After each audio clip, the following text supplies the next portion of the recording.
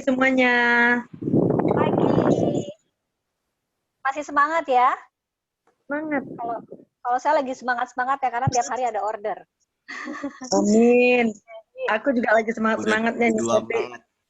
ya.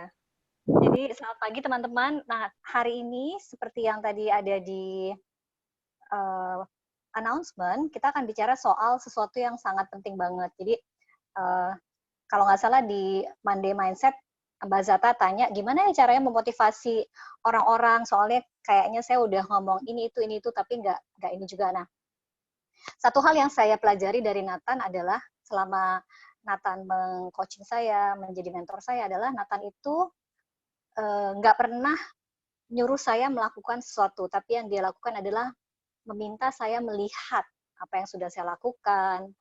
Kemudian dia juga memperlihatkan kepada saya apa yang sudah dia lakukan. Jadi intinya kemudian Nathan sering menyebut kata-kata touch, move, inspire. Kayak, yeah, you have to touch, move, inspire. Saya tuh selalu mikir, apa sih maksudnya touch, move, inspire? Nah, akhirnya saya minta lah Nathan, ya udah bikin training dong soal touch, move, and inspire. So, gimana kita semua nih tim SCI bisa touch, move, and inspire, baik timnya ataupun orang-orang yang belum bergabung menjadi asosiat di sana. Jadi seperti dalam situasi kayak gini kan banyak banget tendensi di mana orang-orang bisa menjadi stres atau malah down, tapi gimana caranya kita bisa touch, move, and inspire those people bahwa sebenarnya di sana bisa jadi jalan keluar dari situasi yang nggak jelas saat ini. Kayak tadi pagi saya baru dapat kabar, suaminya teman saya tiba-tiba di layoff begitu aja. Nggak ada pemberitahuan, cuman pemberitahuannya hari ini dan hari ini dia mulai efektif nggak kerja. Pasti akan banyak orang yang stres dan ini saatnya kita men-touch, move, dan inspire mereka bahwa Yusana bisa jadi jalan keluar, bahwa Yusana adalah bisnis yang recession proof. Orang-orang lagi pada down. Saya kemarin lihat The Hub saya justru 2 minggu terakhir ini saat work from home, komisi saya itu mencapai income goal saya. Saya juga jadi kaget gitu. Jadi mari kita belajar dari Nathan supaya kita kemudian bisa mengaplikasikannya nggak cuma dalam bisnis tapi juga dalam kehidupan sehari-hari. Silakan Nathan. Wow, amazing. So what was, can you just give me a little bit of a summary of your introduction? Okay. Now I just tell them how between 2 years of our relationship as you as my coach, my mentor, you rarely ask me to do something. Instead, you ask me to see what I have been doing, what works, what doesn't work, and then you show me what you have done in a way that it touch me, move me, and then inspire me to do the same. So I believe this skill is very useful in this time when everyone is anxious, worried about their future. We could use this skill to touch, move, and inspire them with Yusana, because Yusana obviously can be a way out in this situation. Okay, Something great. like yes. That's fantastic. Yeah, and we're going to do, I think we're going to have to do this in 2 parts. So this week, we can focus on communicating with your prospects. And I think next week we can focus on communicating with your team. Oke. Jadi Nathan akan membagi sesi ini menjadi 2. Minggu ini fokusnya adalah bagaimana berkomunikasi dengan prospek, lalu minggu depan fokusnya adalah bagaimana berkomunikasi dengan tim. So as I was creating this PowerPoint presentation, I realized exactly what you just said, Mia. This is really it's an extremely critical conversation. So I want to make sure that we slow down and we do it right. Jadi saat Nathan membuat presentasi ini, dia sadar bahwa ini adalah sebuah percakapan yang sangat kritikal di masa sekarang. Jadi Nathan ingin kita semua slow down, jadi benar-benar fokus dan konsentrasi mendengarkan training ini. Kalau perlu mencatat, silakan, supaya teman-teman nanti bisa mengerti. Okay, so just a little overview. Okay, so today we're going to discover how to communicate with others in a way that leaves them touched, moved, and inspired to take action in their life in ways that they never thought was possible. Jadi secara garis besar, hari ini kita akan bicara soal bagaimana menemukan cara berkomunikasi dengan orang lain dengan cara yang membuat mereka tersentuh, terinspirasi untuk mengambil tindakan dalam hidupnya dalam cara yang mereka nggak pernah pikir mungkin. So it's really important, right? Because a lot of times when we're talking to prospects or when we're talking to our customers, we get to a point where we feel like it's hard to get the person to move. Nah, seringkali saat kita sedang memprospek orang, kita akan sampai di satu situasi di mana susah banget membuat dia mulai ambil tindakan. Or we want them to do something, right? We want them to take some sort of action. Atau kita ingin mereka tuh kayak ngambil keputusan, ngambil tindakan, tapi orangnya tuh kayak diem aja. But for some reason, we can't get them to, watch that video if it's a prospect, or get one of our teammates to take a particular action.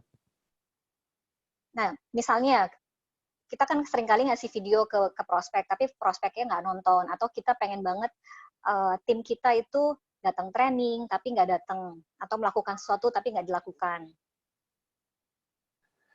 And a lot of times we get frustrated because we feel like we don't know what to do in order to get the person to take action.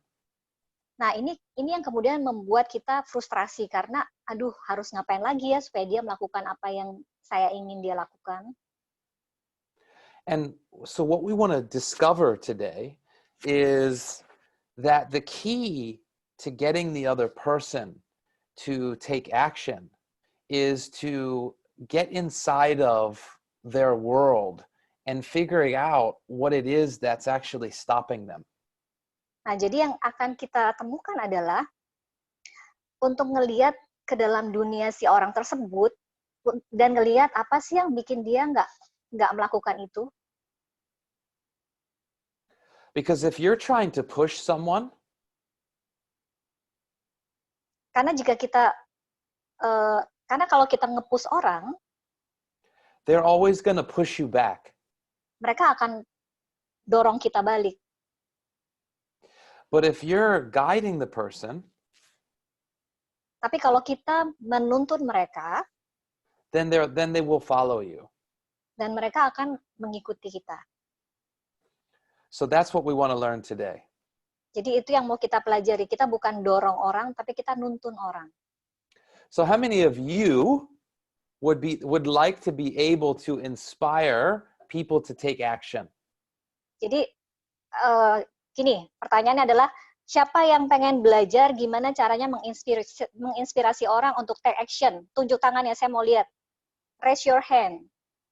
Kalau mau belajar gimana? Kalau mau belajar gimana caranya? Use the chat box. Ayo, saya mau lihat tangan-tangan nunjuk ke atas. Oke.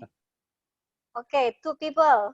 Yeah, that's amazing. So today we want to make today interactive, right? So this is not about everyone raise their hand. Yay! Yeah, right. This is not going to be just sitting back watching television, right? This is an important conversation, and we want people to really engage. Ya, jadi Nathan pengen sekali hari ini tuh kita nggak cuma jadi pendengar pasif, tapi kita benar-benar engage, benar-benar terhubung. Kalau mau tanya-tanya, kalau mau tunjuk tangan. Kalau nggak setuju, bilang nggak setuju. Pokoknya kita hari ini interaktif.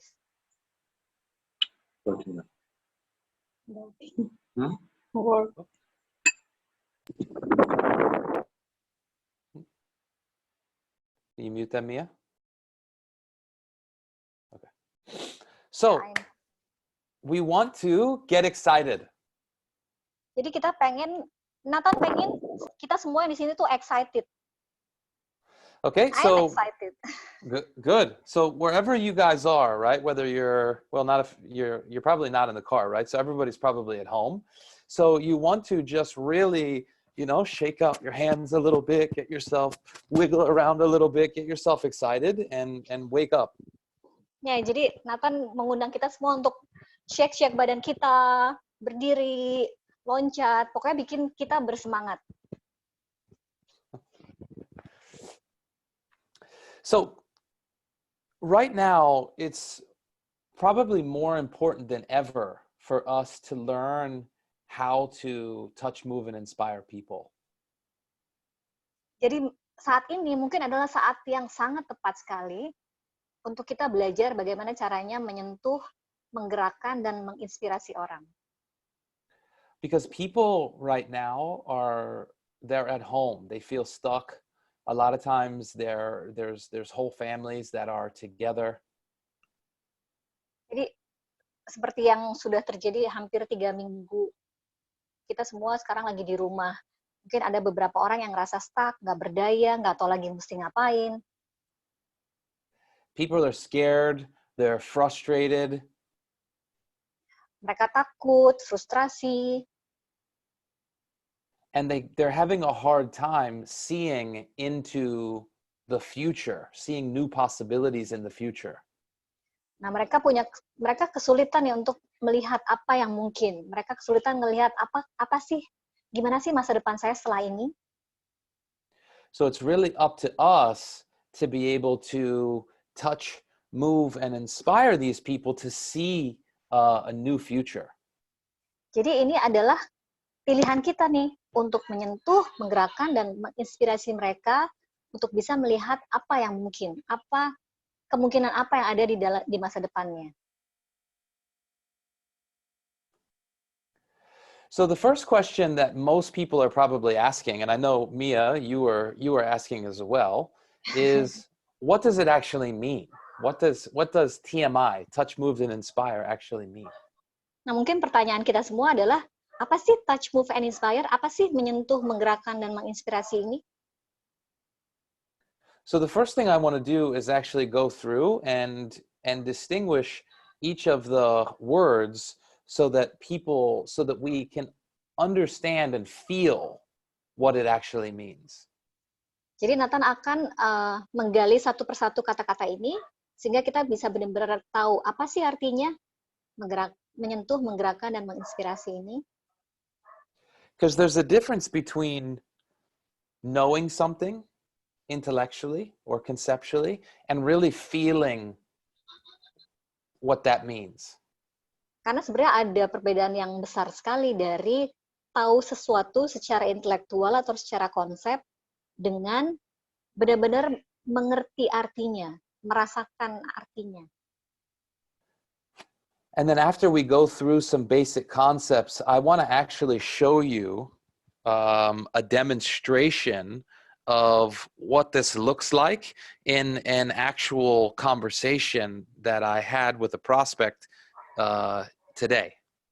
Oke, nah setelah kita mempelajari arti dari masing-masing kata ini, Nathan juga akan mendemonstrasikan bagaimana ini diterapkan dengan salah satu prospeknya dia pagi ini.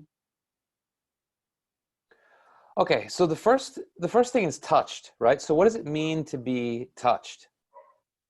Nah, kata pertama adalah menyentuh, atau di sini kalau pasif jadi tersentuh. Apa sih artinya tersentuh itu? So to touch something that is touching is something that it affects you emotionally, right? And it comes from the idea that something has touched your mind or your heart. Jadi menyentuh itu adalah ketika kita bisa mempengaruhi orang secara emosional. Jadi nggak cuma menyentuh kepalanya, jadi kita ngomong tuh nggak cuma dicerna dengan otak, tapi nyampe ke hati.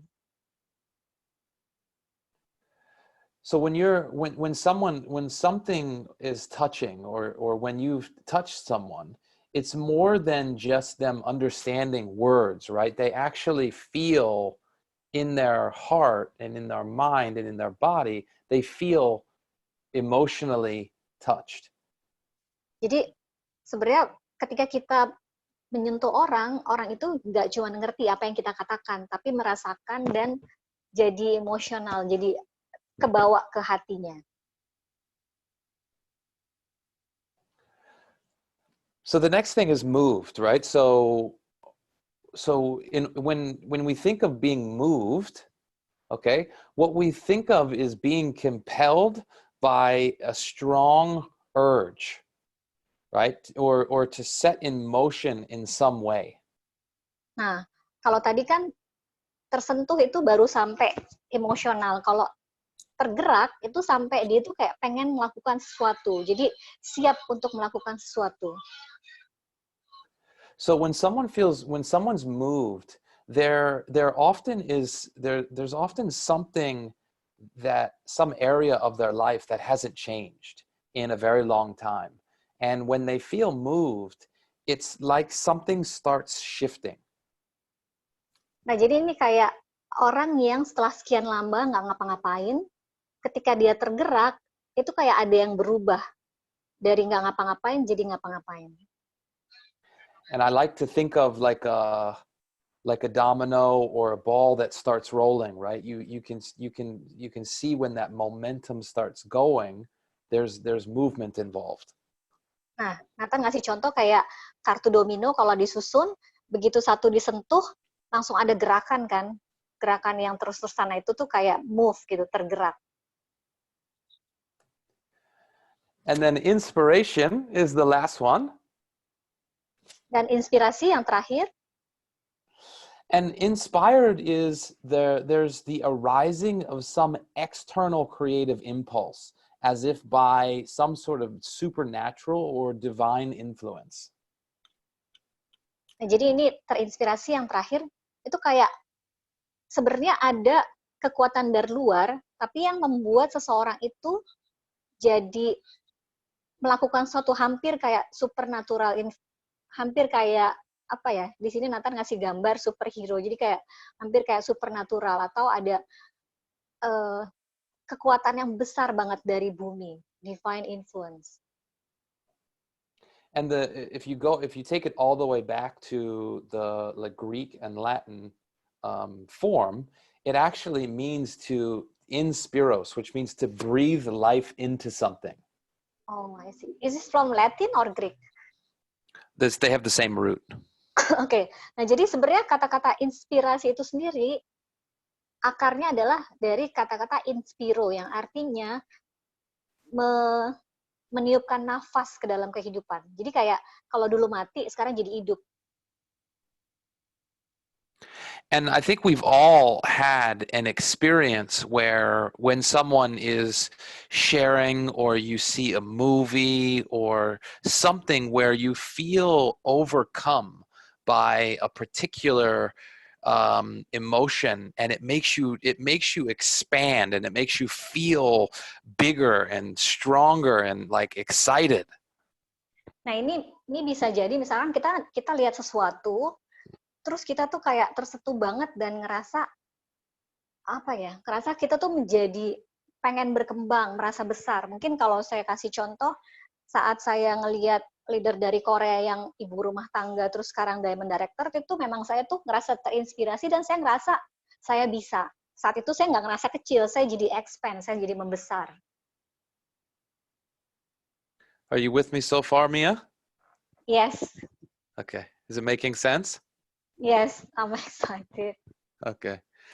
So if you take them together, right, when someone is touched, which means they have emotional reaction, and they start feeling moved, like something is changing, and they're inspired, right?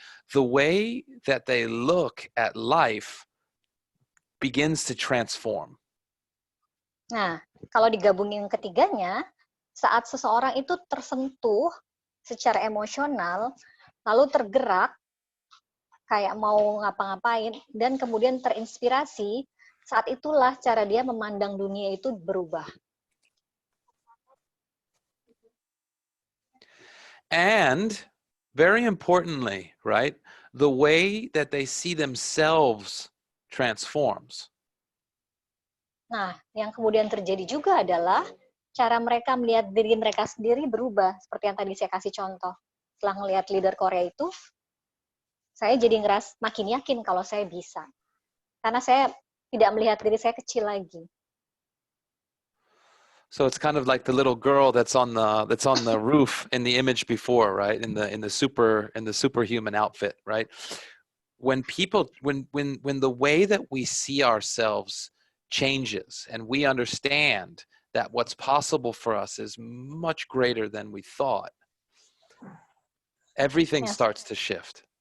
Nah, seperti gambar yang tadi anak kecil yang superhero, saat kita berubah cara memandang diri kita, semuanya juga kemudian akan berubah, dari yang mikir nggak bisa jadi bisa, dari yang rasa kecil jadi besar. Jadi startnya juga dari cara kita melihat diri kita sendiri. Kebanyakan pertanyaan dari orang-orang yang ditawarin Yusana kan pasti pertanyaan yang paling sering, aku bisa nggak ya Mbak? Gue bisa nggak ya?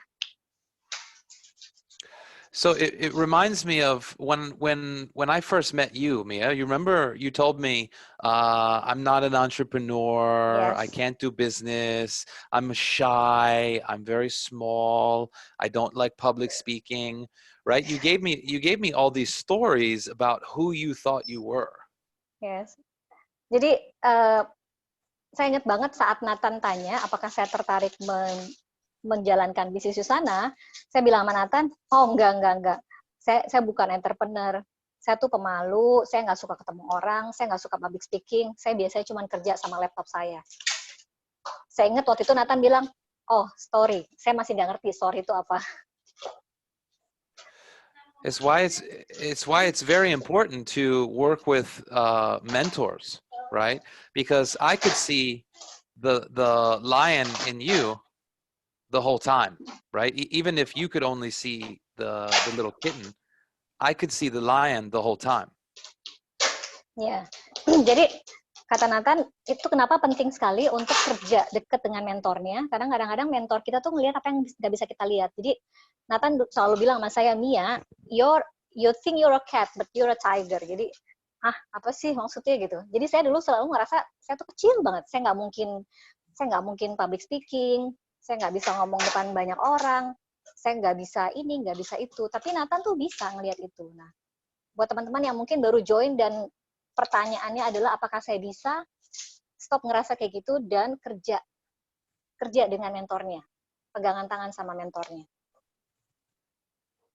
And it's in that moment when people look into the mirror and they see their own lion, right? They see themselves as what other people see. They see themselves differently. That's the moment where things begin to transform. Nah, saat seseorang bisa ngaca dan bisa ngelihat apa yang mungkin, yang selama ini dia nggak lihat, saat itulah hidupnya bisa berubah.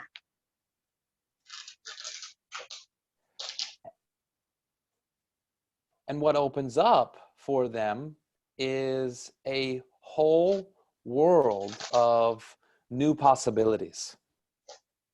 Nah, yang terjadi kemudian adalah sebuah dunia yang terbuka dengan banyak sekali kemungkinan baru. Because think about it, if you see yourself as a cat, there's only so many things that are possible, right? But if you start to see yourself as a lion, there are so many more possibilities that are available for you. Jadi kayak kalau kita ngelihat diri kita kucing kan paling kita cuma bisa jalan-jalan di sini aja. Tapi kalau kita mulai ngelihat bahwa oh sebenarnya saya adalah seorang macan, lebih banyak kemungkinan lagi yang bisa kita lakukan.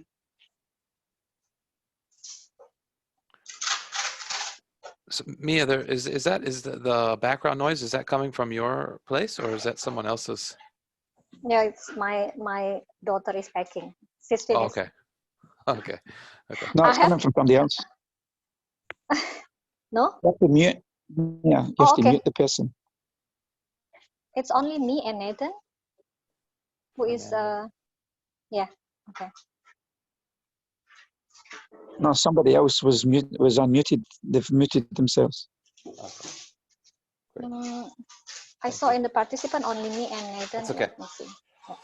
Yeah, Okay. I'm telling you, they did mute themselves. They were unmuted. Oh, okay.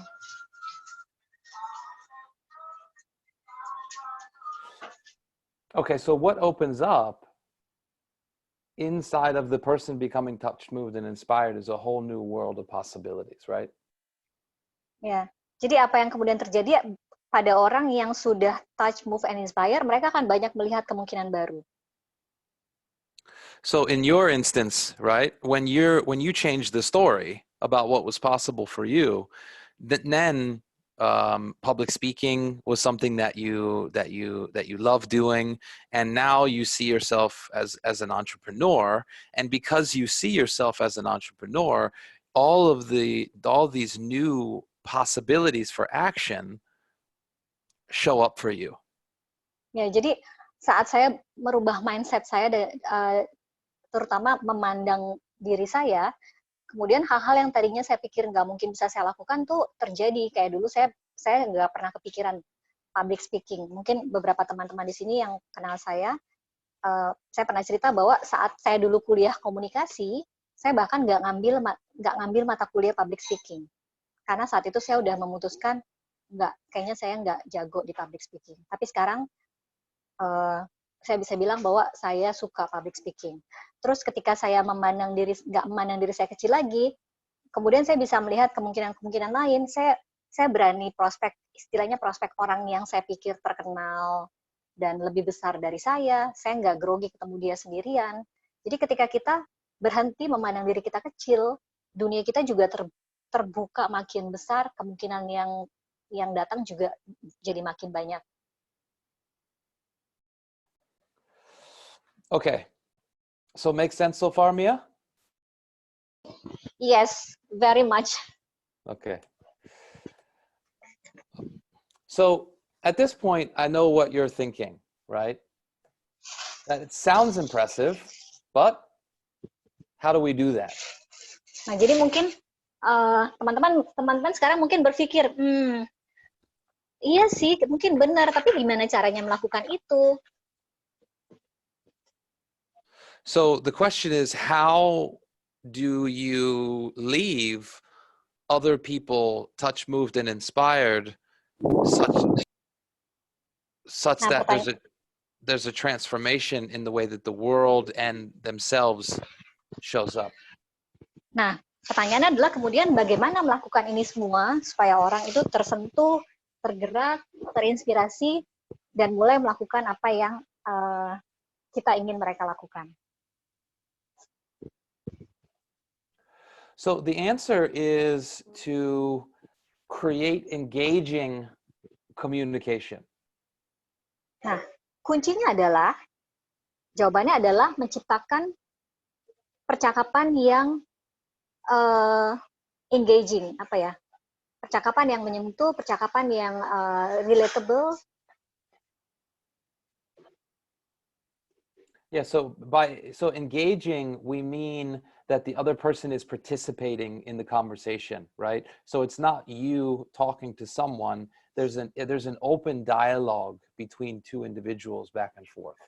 Oke, maksudnya engaging adalah percakapan dua arah, di mana orang itu nggak cuma dengerin, tapi juga ikut bicara, ikut merespon. And we're going to talk about how to effectively communicate. Dan kita akan bicara soal bagaimana berkomunikasi dengan efektif. Because it's really inside of the communication where people get present to new possibilities. Nah, karena dalam percakapan yang dua arah itulah orang bisa present, orang bisa merasakan dan melihat kemungkinan ini. Because remember in the overview, we said that this was something that we were going to discover. Jadi di awal tadi kan Nathan bilang, ini adalah hal-hal yang akan kita pelajari, bagaimana berbicara berkomunikasi dengan prospek kita.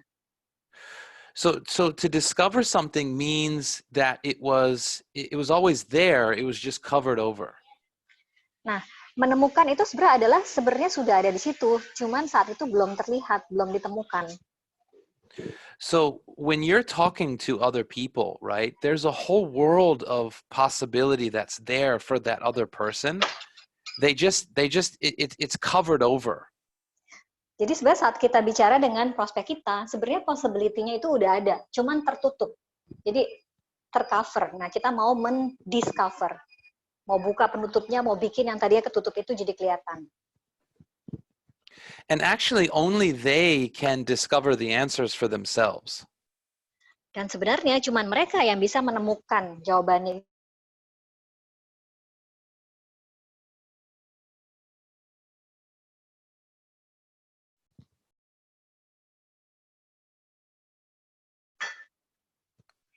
I think did you cut out there or did I cut out? Oh, it's finished. Okay. The sound cut out there for me for a second. Okay. So the key is that you help people discover their own answers by communicating in a way that helps them uncover these things. Jadi sebenarnya ini adalah kita membantu orang lain menemukan apa yang sebenarnya udah ada di sana dengan percakapan yang membuat mereka melihat sendiri, menemukan hal-hal itu sendiri. Okay, so we're not going to get through all of these, okay? But communicating effectively and creating engaging communication requires empathy, listening, openness, creating rapport, and having a solid intention. Nah, jadi ini ada beberapa hal, tapi kita nggak akan ngomong semuanya saat ini. Jadi percakapan yang engaging itu membutuhkan empati, kemampuan mendengarkan, keterbukaan, kepercayaan, dan niat. So the foundation of this pyramid that you see here is the intention, yeah? Jadi fondasinya adalah intention, niatnya. So the intention is what you bring to every conversation. Jadi niatnya adalah apa sih yang mau dibawa dalam setiap percakapan itu? So oftentimes people say they don't like selling, right? Ya, nah sering banget nih orang bilang saya nggak suka jualan. So when we tell people that this is not about sales, it's about sharing. Nah saat kita bilang ke orang ini bukan soal jualan tapi soal membagi. The difference is the intention. Bedanya adalah niatnya. If you're trying to sell somebody something, kalau kamu ingin menjual kepada seseorang, that's like back in the beginning when we were talking about trying to push someone. Itu tuh kayak yang tadi Nathan bilang, kayak dorong orang. And they're gonna push back, right? Nah, mereka juga akan dorong balik kita. That's why people don't like being sold to, and they don't like selling. Nah, itu kenapa orang nggak suka kalau ada orang yang jualan sama mereka dan juga nggak suka kalau harus jualan.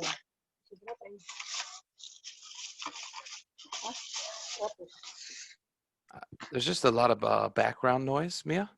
Okay, no, it's I just asked a courier to pick up some stuff. Okay. So the main difference between the selling and the sharing is that if the intention is sharing, then your goal is actually to get to know the other person, connect with them, and really understand about the other person. Nah, jadi kuncinya adalah apa sih bedanya jualan sama sharing? Apa bedanya selling sama sharing? Kalau sharing itu kita lebih pengen tahu tentang orang itu, pengen tahu apa yang dia butuhin, pengen tahu kita bisa kasih solusi apa ke dia. And the intention is what the other person can feel. Dan niatnya adalah supaya orang itu bisa merasakan sesuatu. So I ask everybody on the call to just reflect back into an experience in your life where someone was talking to you and you knew that they were trying to get you to do something. Nah, Nathan nawarin teman-teman untuk refleksi. Pernah nggak ngerasa ada orang lagi ngomong terus teman-teman udah tahu, oh ini ada maunya nih. And then visualize another time in your life when you were with someone, right? And you were just sharing back and forth, and think about the difference in the way that communication felt. Nah, coba inget-inget, pernah nggak ada orang yang berkali-kali sharing, ngobrol, tapi ya memang niatnya tulus sharing. Does it make sense? Yes. Okay, so this is how we want to start all of our conversations and our interactions, with the intention to really get to know the other person. Nah, kita akan berangkat dari sini nih. Kita mulai dari mana ketika kita mau sharing ke orang lain? Kita lihat intention kita. Okay, and then the next thing is that the next thing on the ladder here is you want to connect with people by establishing rapport. Nah, jadi kalau yang tadi kan fondasinya intention, niatnya. Nah, naik ke atas itu gimana kita terhubung dengan orang dengan membangun kepercayaan. And when we talk about rapport, right? What we mean is the feeling of comfort in the communication between two people. Nah, jadi rapport ini adalah lebih ke perasaan nyaman saat dua orang sedang berkomunikasi. Jadi kayak orang tuh bisa terbuka, ngerasa nyaman. So when you have that level of comfort with someone, it automatically creates connection. Nah, kalau levelnya udah nyampe sini, orang udah ngerasa nyaman, bisa terbuka, bisa ngomong apa aja, secara otomatis connection-nya tuh udah ada, terhubung gini. So what's the first thing that sticks out to you when you see these two people communicating?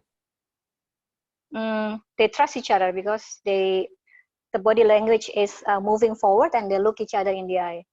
Yeah, exactly.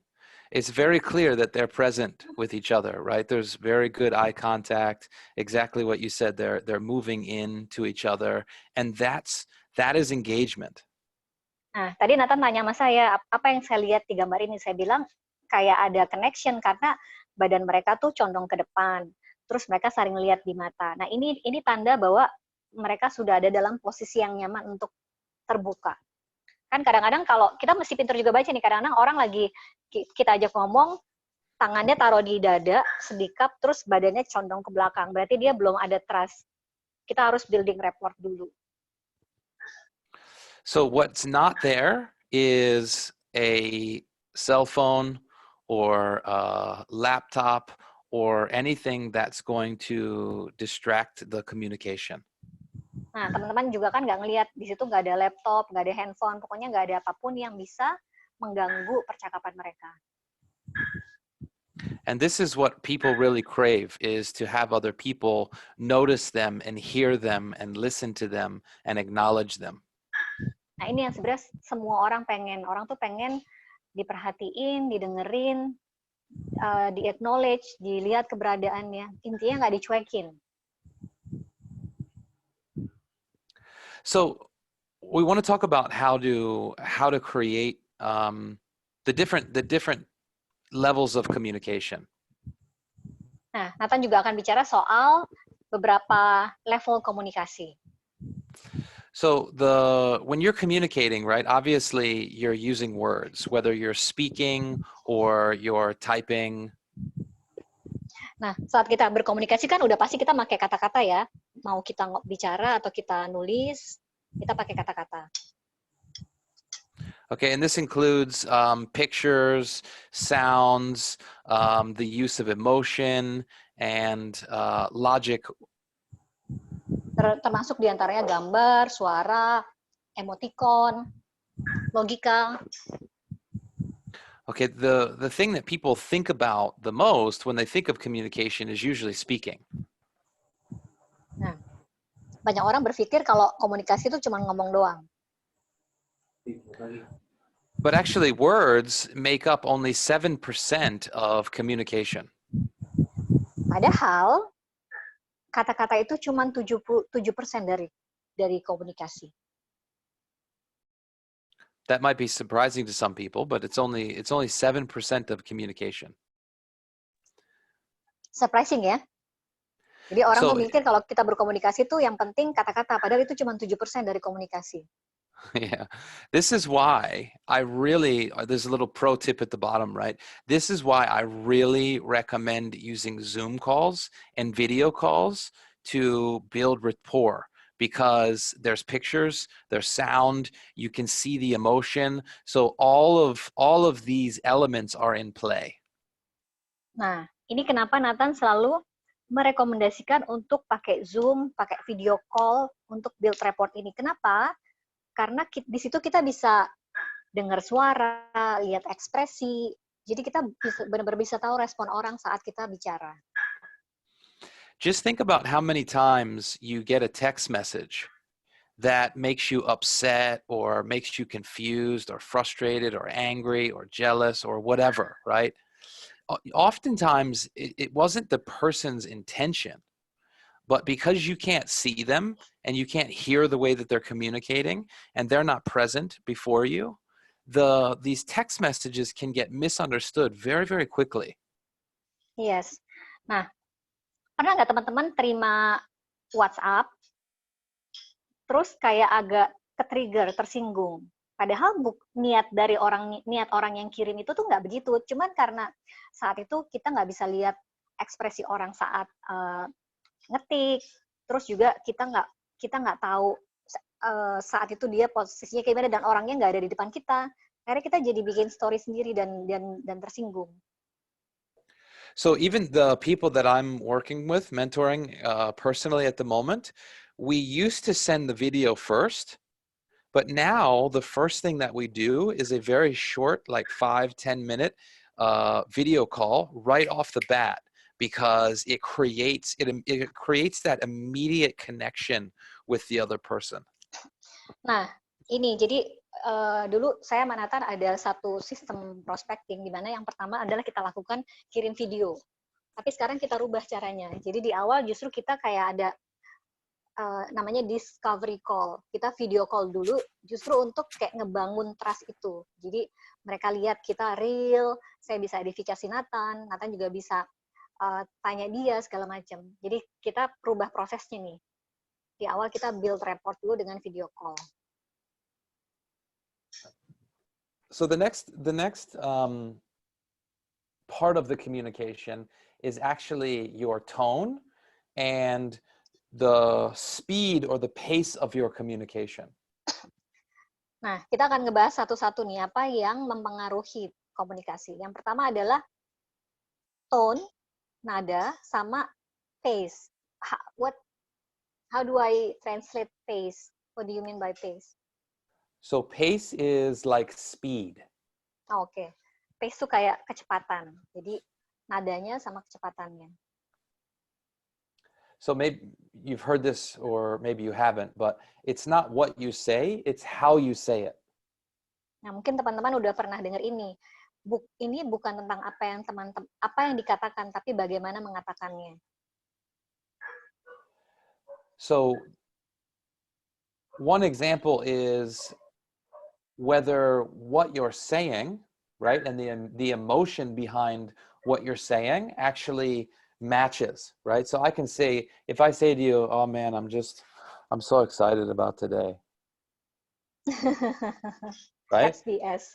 It's not, there's no match, right? So Yeah. the communication is confusing. Nah, jadi yang kedua adalah yang pertama kan how you say it, how you say what you say. Jadi terus juga apakah yang dikatakan itu sesuai dengan emosinya. Jadi kayak tadi Nathan ngasih contoh, dia ngomong gila, gue seneng banget nih hari ini. Kira-kira kalau ngomong gitu percaya nggak bahwa dia seneng? Nggak kan? Karena nggak matches emotionnya. And the speed is also very important as well, especially if there's a situation where you're translating between languages. Ya, kecepatan juga penting banget nih, terutama saat kita harus menerjemahkan. Jadi kalau kasusnya saya dan Nathan, karena three-way call, pasti saya nerjemahin Nathan, saya pasti selalu bilang sama Nathan, pelan-pelan ngomongnya. Because if you're speaking too quickly, then people will switch off, right? They'll stop listening because they're not getting the communication. Nah, biasanya ketika seseorang bicara terlalu cepat, orang nggak nangkep, mereka langsung switch off, langsung milih ya udah nggak usah dengerin kayak gitu. But at the same time, right, if you get somebody who is a very high energy person who likes to communicate and communicate quickly, and they like to share ideas, and they like to really go quickly, and they're very excited in their communication, then if you're speaking really, really slowly, it also creates a mismatch in the communication. Nah, tapi sebaliknya kalau kamu ketemu orang-orang yang excited, ngomongnya cepat, energik, loncat-loncat, teriak-teriak, enggak, lebay. Intinya adalah biasanya orang tuh suka sama orang yang kayak mereka. Jadi kita juga mesti matches kalau ngomong sama orang yang excited, ngomongnya cepat, kita juga ada di energinya tuh dibikin di levelnya dia. Tapi kalau ada orang yang kalem, pelan, kita juga ngomongnya pelan. Intinya adalah kita match diri kita dengan lawan bicara kita. So it's a real skill to be able to be aware. So this requires you being aware of the other person and you really paying attention and being present to what is going on with the other person. Nah, ini butuh skill tersendiri. Jadi bagaimana kita mampu melihat orang ini seperti apa, ada di situasi apa, sehingga kemudian kita bisa berbicara dengan di levelnya dia. Because people like and believe people that are like them. Karena orang biasanya suka dan percaya sama orang yang kayak mereka. I have a funny story. One time I used to do these weight loss programs called the reset programs for USANA. Jadi Nathan mau cerita nih, dia pernah ikut reset programnya USANA. Itu weight loss program. And my mom used to come on and participate in a lot of these programs when she was getting her health back on track. Nah, ibunya Nathan tuh ikutan. Jadi ibunya Nathan tuh pengen sehat dan ikut program ini. And I would get so fired up and so excited before doing the presentations that when I came on, my energy was like so high and so strong, and I was communicating so quickly that people were like really like blown back. Jadi Nathan tuh biasanya tuh kayak karena terlalu semangat saat dia presentasi tuh kayak energinya berlebihan, tapi malah bikin orang-orang tuh kayak mundur gitu. And she was really the first one that helped me understand to be self-aware about this and to understand that just because that's the type of communication that I like, if you do it the wrong way, you actually turn people off. Nah, akhirnya ibunya Nathan nih yang bikin Nathan sadar bahwa walaupun itu adalah cara komunikasi Nathan, tapi kalau Nathan nggak aware dengan reaksi orang, itu malah akan bikin orang-orang pergi. So the tone and the pace is 38% of communication. Nah, nada dan kecepatan ini adalah 38% dari komunikasi. So very important to pay attention and start practicing this. Jadi sangat penting untuk memperhatikan hal ini dan mulai mempraktekannya. So the last part is your physiology, or the way that you use your body and your energy. Nah, yang terakhir adalah fisiologi atau bagaimana kita mempergunakan tubuh kita untuk berkomunikasi. You may have heard the saying by Ralph Waldo Emerson, but what you do speaks so loud that I cannot hear what you're saying. Jadi ini ada kutipan dari Ralph Waldo Emerson yang bunyinya adalah, ketika kamu bicara kencang sekali, saya nggak bisa dengar apa yang kamu katakan. And if you've ever noticed that people who are masterful communicators, people that are great public speakers, are people that are excellent at the way that they use their body. Nah, jadi kalau teman-teman perhatikan, orang-orang yang jago public speaking itu adalah orang-orang yang bisa banget menggunakan body language. Yeah, they use their body language very well. They use their facial expressions very, very, very well to express different types of communication. Nah, jadi mereka menggunakan body language, mereka juga menggunakan ekspresi muka untuk kata-kata yang mau ditekankan atau hal-hal yang mau ditekankan dengan ekspresi. And this one's very important actually when you're doing the video calls, because you have to really remember that you're on video, right? So a lot of times when other people are communicating, your reactions can show judgment on your face. Nah, ini yang kita harus benar-benar sadar bahwa saat kita melakukan video call, ekspresi Anda itu akan diperhatikan dan akan menjadi penilaian orang yang saat itu Anda sedang telepon. So these are called subcommunications. So there are communications that maybe the other person they're not aware of the impact on them, but it's actually communicating very strongly. Nah, ini sebenarnya ekspresi-ekspresi kita sebenarnya itu adalah subcommunication-nya. Itu hal-hal yang nggak kita ucapkan, tapi sebenarnya menjadi penilaian juga buat orang yang saat itu berkomunikasi dengan kita. For example, when you get really self-aware about this, it's very difficult for people to lie to you if you know what people's faces and body language does when they're not telling the truth.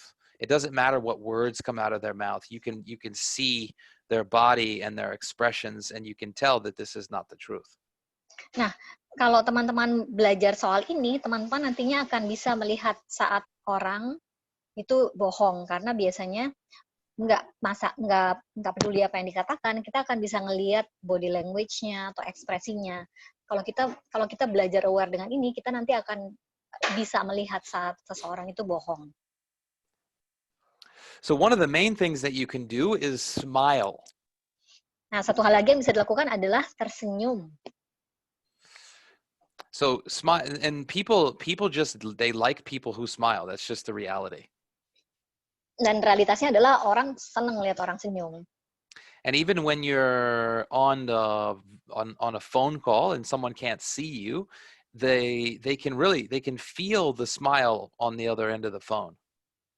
Nah, walaupun misalkan kita nggak lagi in person tapi cuma lewat video, mereka akan bisa ngerasain energinya saat kita senyum.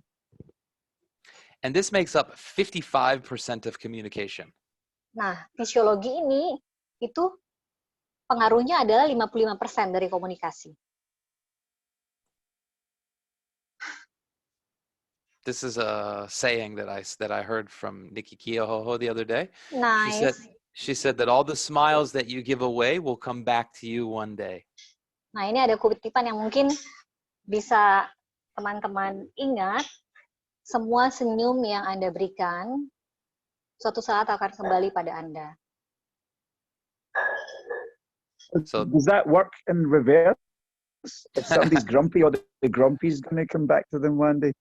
for sure. Absolutely, man. What you sow, you reap. That's right. And look, and right now, to be honest, people are inundated by fear and anxiety and stress.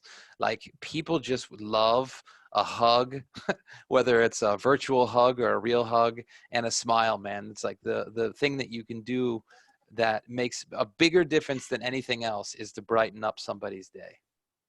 Nah, dalam situasi sekarang di mana banyak ketidakjelasan, ini adalah hal-hal yang minimal bisa kita berikan, karena orang tuh butuh dipeluk, butuh di-encourage. Nah, walaupun cuma virtual hug, virtual smile, itu pasti akan bisa membantu. Okay, so the next step is, how do you effectively communicate? Nah, step berikutnya adalah gimana cara berkomunikasi secara efektif. So the first thing that I want to talk about that's very important is asking questions. Nah, hal pertama yang paling penting yang pengen Nathan ajarin adalah bertanya. This is the thing that while mentoring and working with other of my downline, I can see this is the biggest mistake that people make. Nah, ini yang paling sering Nathan lihat sebagai kesalahan nih, ketika orang berbicara itu tidak dengan kacamata ini. Biasanya orang tuh sibuk ngomong tapi lupa tanya. They're very quick to talk about Dr. Myron Wentz and the products and the company and they're very quick to talk about all of these things, right? And talk about facts and all of these different things. Nah, seringkali karena kita lagi excited, karena dulu saya kayak gini, saya excited banget saya mau Usana. Kayaknya tuh setiap ketemu orang saya pengen kasih tahu mereka Usana tuh apa, Dr. Myron Wentz itu siapa. Tapi lupa nih teman saya mau dengar apa nggak tentang ini gitu. Itu kesalahan yang paling sering dilakukan oleh orang-orang yang baru join dengan Usana. And that's more of the sales side of things, which is very important, right? And there is time for that. But first, you really want to slow down. Jadi sebenarnya itu nggak apa-apa. Itu memang pada saatnya kita memang akan menjual, tapi nanti dulu ada waktunya untuk itu. Pertama-tama kita harus slow down dulu nih. I should put the quote in here. I think it was either Maya Angelou or Oprah who said that people don't care about how much you know until they know how much you care. Jadi ini ada satu quote lagi yang nanti akan Nathan tambahin. Jadi tapi dia lupa itu dari Oprah atau Maya Angelou. Jadi orang tuh nggak peduli apa yang kamu tahu. Tapi orang pengen tahu seberapa kita peduli. And actually, it was Simmer was said to me the other day that she felt really connected to Charles, our GM. Uh-huh. And she said, it was funny what she said to me. She said, I really care about him. Nah, jadi ini yang kemarin Simar tuh sempat cerita sama Nathan. Jadi Simar tuh kayak connect banget sama Charles. Waktu hari Senin kan dia ngasih training, sampai akhirnya Simar jadi peduli sama Charles. Jadi ketika kita peduli sama orang juga akan peduli sama kita. And she was saying that she didn't feel really connected to our last GM, but with Charles it was different. Ya, jadi Simar juga bilang bahwa dia tuh nggak ngerasa connect sama GM sebelumnya, tapi waktu sama Charles itu beda banget. I think it's because Charles oftentimes come to the associate room and greet everyone and really ask us what we need, something like that. So. Yeah. When she said that, I really got it. She said, "I care about him," and I immediately understood it's because he cares about her. Nah, jadi Nathan tuh ngerti banget kenapa Simar peduli sama Charles, karena Nathan juga bisa lihat bagaimana Charles peduli sama associate Usana. So it's similar to what William was just saying a second ago. This law of reciprocity means that we love people who love us. We care about people who care about us.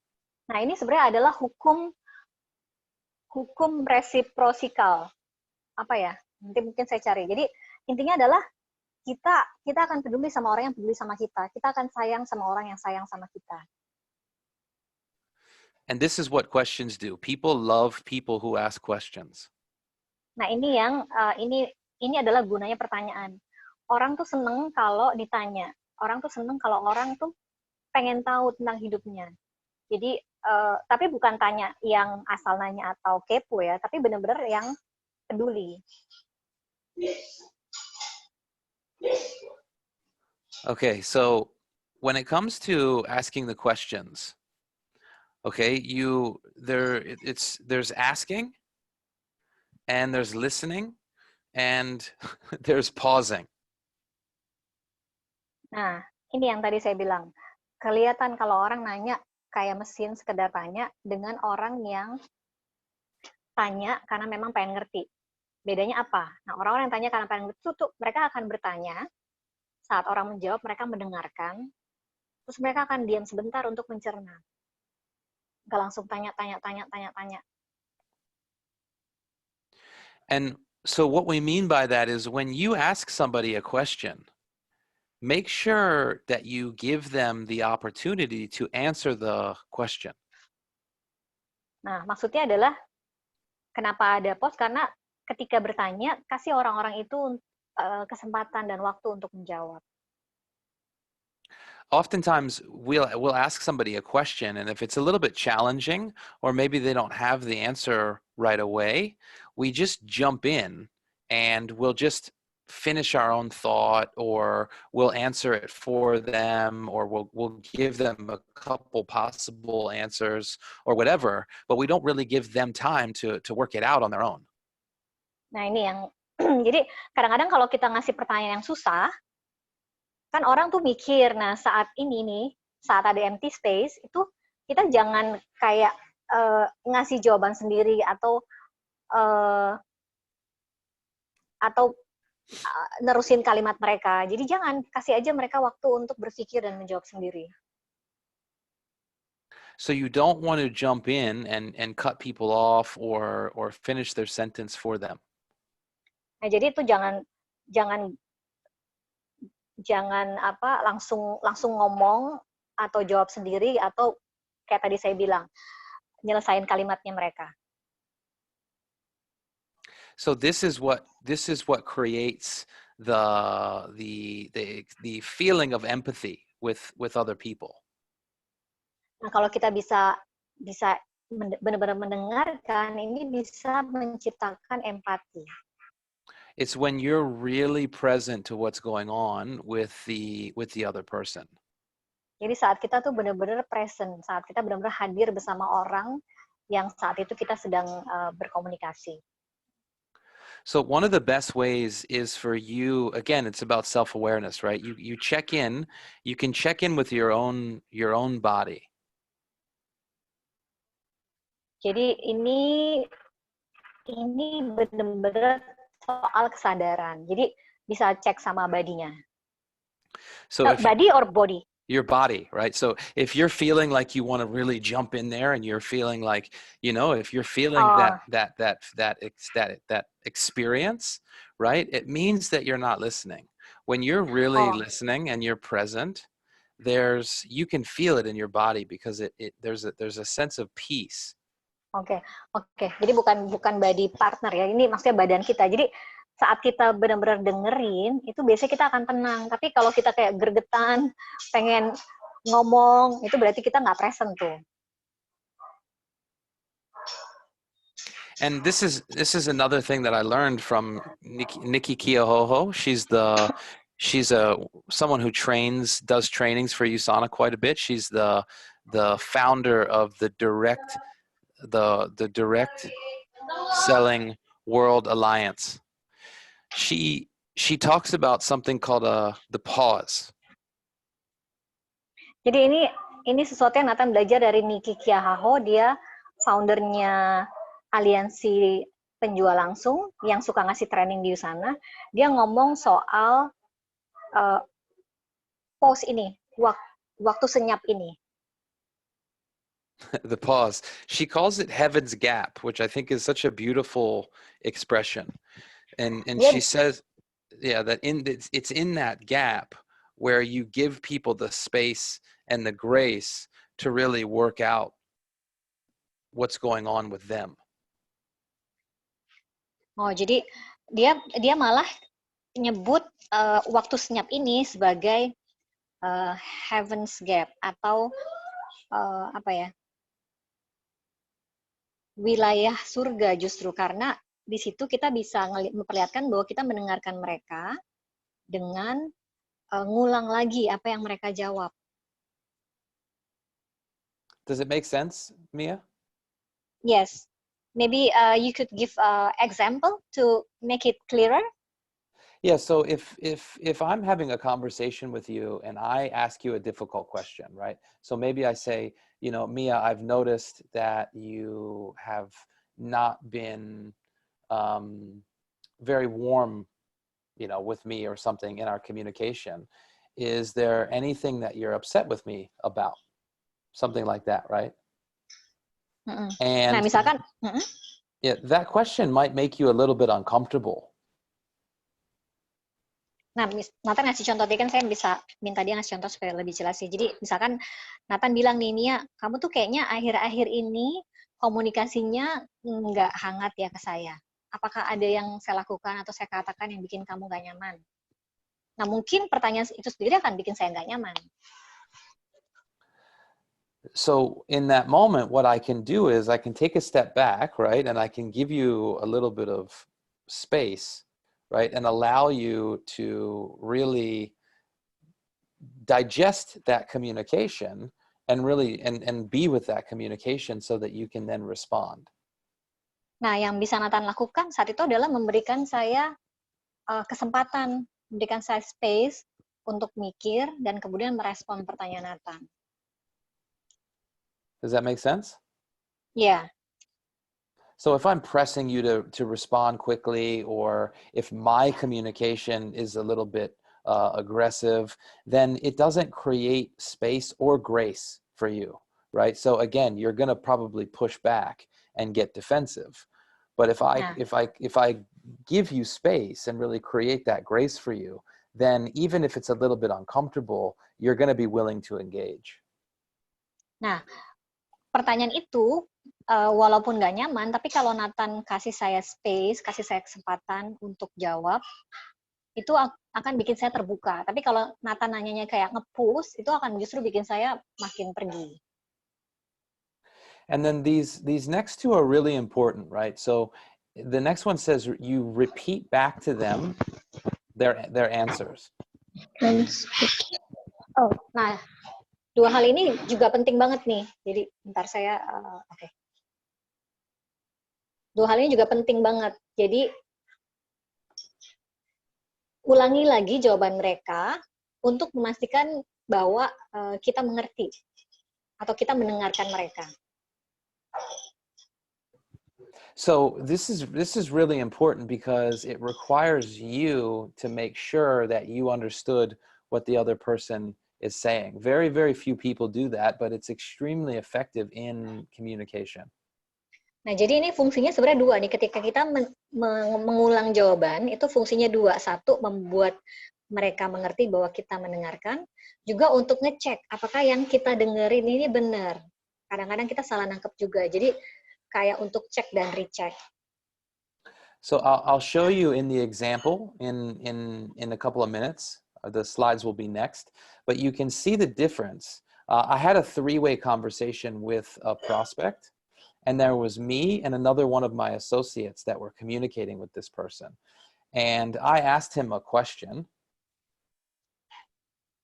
Nah, jadi Nathan akan ngasih contoh di slide berikutnya setelah ini untuk nyontohin saat itu Nathan ada three-way call, ada percakapan dengan 3 orang, Nathan, satu associate-nya, sama satu prospek. Jadi Nathan tuh tanya satu pertanyaan. And the prospect actually, he took the time to answer the question. Jadi si prospeknya ini kayak benar-benar pakai waktunya untuk jawab pertanyaan. And our my other associate was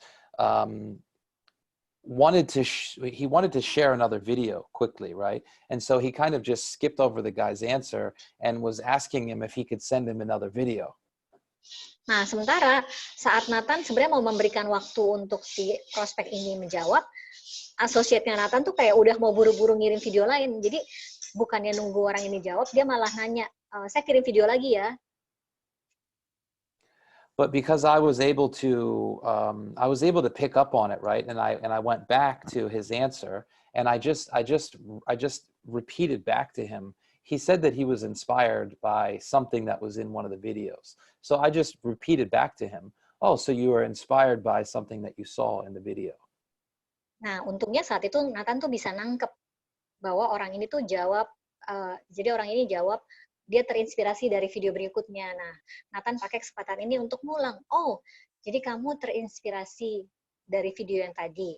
Gitu. Jadi di sini memperlihatkan bahwa saat Nathan acknowledge dan ngasih waktu orang itu untuk jawab dan kemudian mengulang jawabannya, justru si associate yang lain ini kayak abis nanya nggak follow up, tapi langsung jump ke pertanyaan berikutnya. And it may sound like a small thing, but it's a big thing because it makes people feel like you heard them. It makes them feel listened to. Nah, ini kayaknya hal kecil ya, tapi penting banget karena ketika seseorang tahu bahwa jawabannya didengar, bahkan diulang, orang tuh jadi ngerasa, oh, saya didengerin. And then the next thing that it does is it sets up the next bullet point, which you see there, is you can then ask another follow-up question based on their previous answer. Nah, ini kemudian bisa dikembangkan dengan ngasih pertanyaan lanjutan yang berhubungan dengan jawaban mereka. So this is something that I want really everybody to be practiced. Just start practicing like crazy right now when you're messaging people, is really start practicing this skill. Nah, ini yang yang Nathan ingin kita benar-benar praktekkan nih. Saat kita sedang berkomunikasi dengan orang atau memprospek orang, kita menggunakan skill ini. Bertanya, mengerti jawaban mereka, mengulang jawaban mereka, terus kasih follow up question lagi. Because this is the important part, right? When people feel heard, they will open up completely. Nah, ini yang penting banget kita ingat. Ketika orang merasa didengarkan, mereka akan jadi terbuka sepenuhnya. And this person defines connection as the energy that exists between people when they feel seen, heard, and valued. Jadi ini ada seseorang yang mengartikan connection atau hubungan sebagai energi yang hadir antara orang ketika mereka merasa dilihat, didengar, dihargai. And when they feel like they can communicate, right? They can give and receive communication without judgment. Dan inilah saat di mana mereka bisa merasa memberi dan menerima tanpa dijudge. This is really critical. If you get to the point where someone trusts you, where they know they can communicate with you without having any judgment, that person will love you forever. Nah, ini penting banget karena saat seseorang merasa bisa terbuka tanpa takut dijudge, orang itu pasti akan percaya dan sayang sama kita. And what that creates is this image, right? You can see two people who are connected, right? They're in each other's world. They're sharing a space together, and there's a strong connection between them. Nah, hasilnya apa nih kalau ada koneksi seperti gambar ini, di mana di sini yang terlihat adalah mereka saling percaya, ada di space bersama dan terhubung.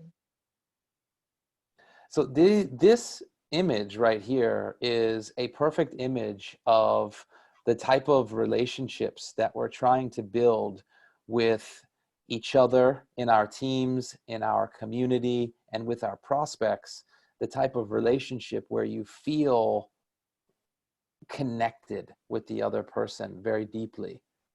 Nah, sebenarnya ini adalah tipe relasi yang ingin kita ciptakan dalam bisnis ini, baik dengan tim maupun dengan prospek.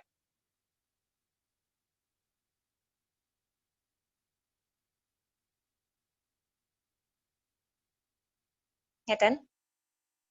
Yeah, I lost you there for a second again. Okay. Okay. Did you hear me? Yes. Okay. Yeah, so this the beauty of kids, right? Is they just love each other, and there's no judgment between them, and they just tell each other the truth. And it's just a beautiful metaphor for the way that we should all treat each other. Nah, Nathan melihat bahwa hubungan anak-anak ini adalah hubungan ideal yang ingin kita ciptakan, di mana nggak ada judgment, ada trust, terbuka, jujur. Okay, There's so nothing but love. nothing but love. Yes. That's the ultimate. Okay, now I just want to finish up today by going through conversation. I asked Alessandro, so he's okay with me sharing this. Okay. But I wanted to just show a conversation between me and Alessandro and a young man named Firman Saya.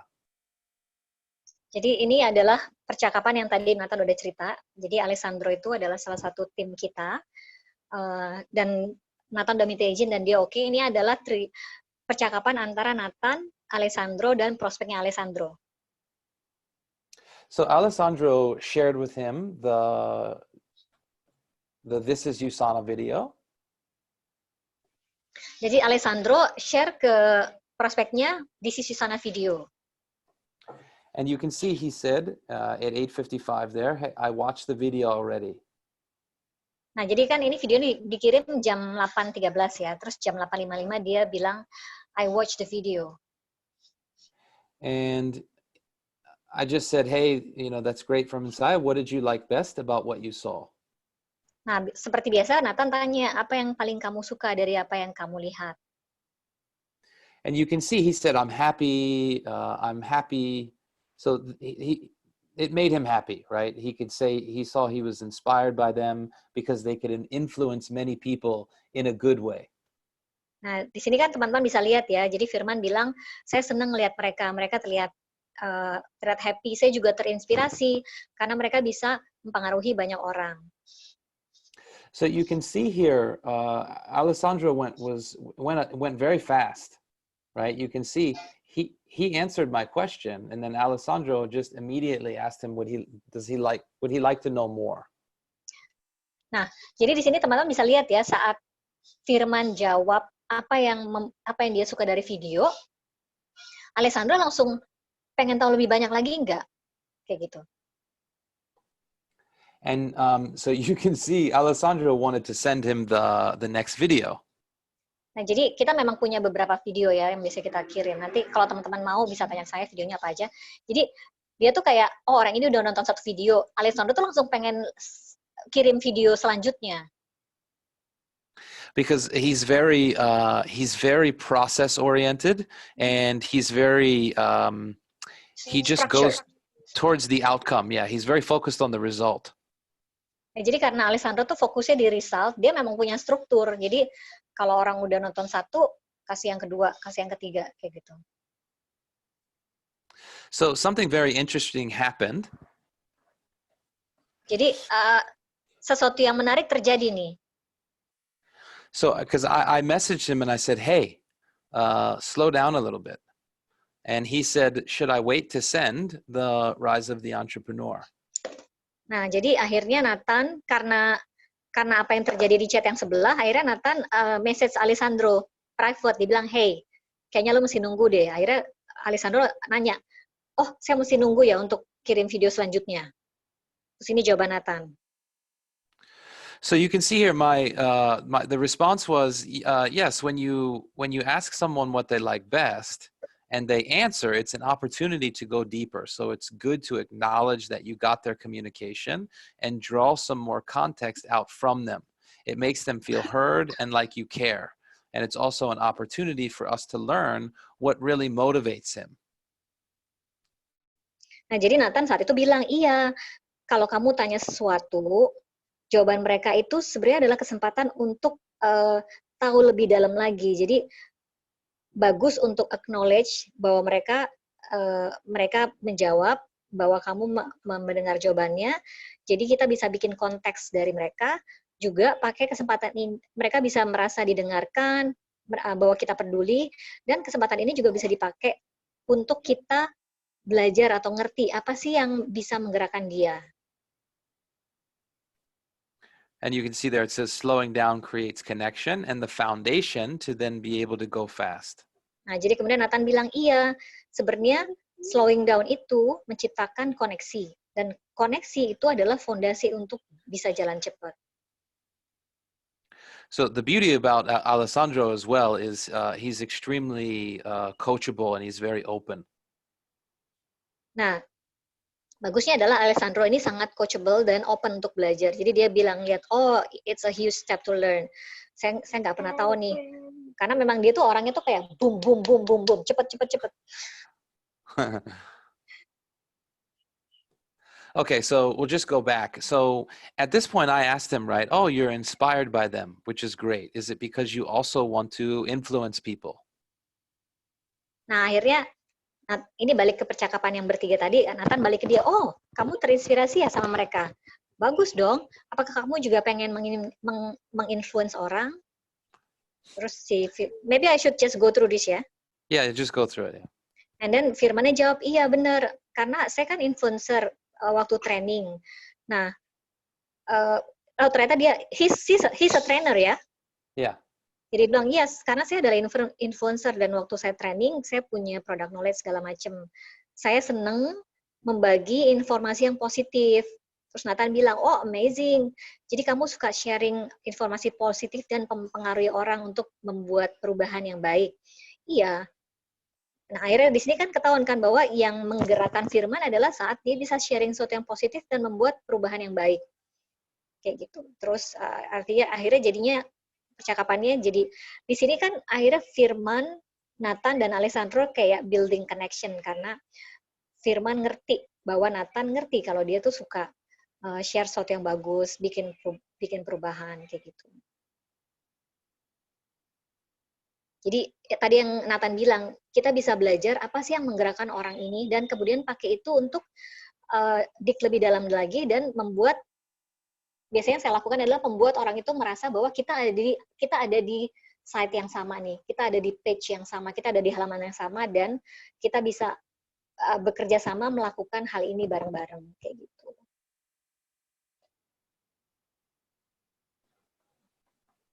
Okay. Oh, this is something also interesting. He understand that this is what he has, but also he understand his weakness. I cannot do selling. Yeah. Yeah, and you can see what I've been taught, right? Which is feel, felt, found, right? He said, I don't like selling. And I said, I know exactly how you feel, right? I felt the same way when I first started. Nobody likes to sell or be sold to. It feels awkward, right?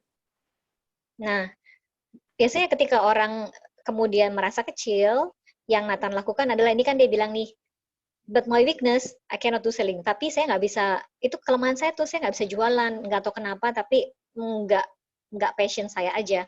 Nah, Nathan menjawab dengan rumusan feel, felt, found. Nathan bilang, saya ngerti banget perasaan kamu gimana. Saya juga ngerasa kayak gitu dulu ketika saya baru mulai. Nggak ada yang suka jualan sih, atau nggak ada suka kalau orang jualan ke dia. Kan aneh ya. Karena Nathan kemudian bilang, karena jualan itu kayak mau dapat sesuatu dari orang lain. Tapi di sini kita nggak ngajarin tim kita untuk jualan. Yang kita lakukan adalah sharing, sehingga orang dapat informasi, dan bisa ngelihat ini sebagai kesempatan. Jadi niatnya adalah menginspirasi mereka untuk punya kontrol terhadap kesehatannya dan keadaan keuangannya. Kalau mereka mau pakai produk aja nggak apa-apa, kalau mereka mau pakai produk dan kemudian join sebagai associate juga amazing. Jadi di sini tuh Nathan kayak ngelepasin beban dari orang itu. Jadi orang itu nggak ngerasa di prospek dan di push untuk say yes. Karena Nathan bilang ada pilihan untuk satu produknya aja atau juga untuk bisnisnya. Terus Nathan selalu bilang nih, ini adalah pertanyaan kunci yang Nathan selalu setiap habis ngomong. Does it make sense? Kayak gitu.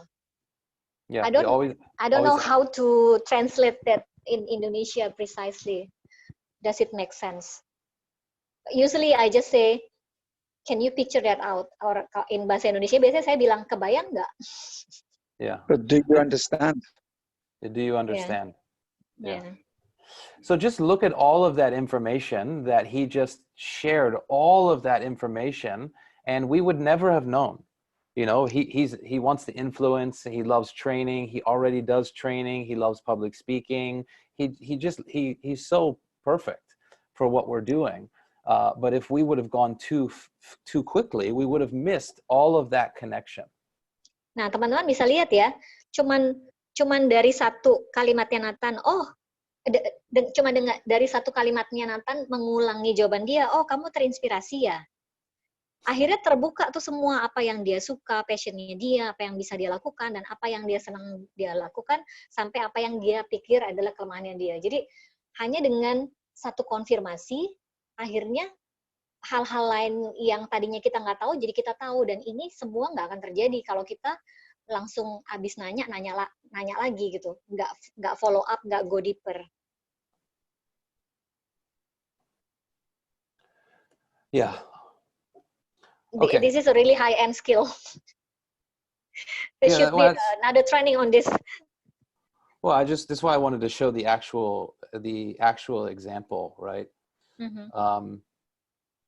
So you can see here, he said, yes, he understands. He wants to know more. I believe you guys are experienced in the business, like that, right? So then I told Alessandro, okay, good. It's now a good time to send the next video, which is the rise of the entrepreneur. Nah, saat trust-nya udah ada, connection-nya udah ada, Nathan juga kayak edify dia dengan bilang, iya saya ngerti.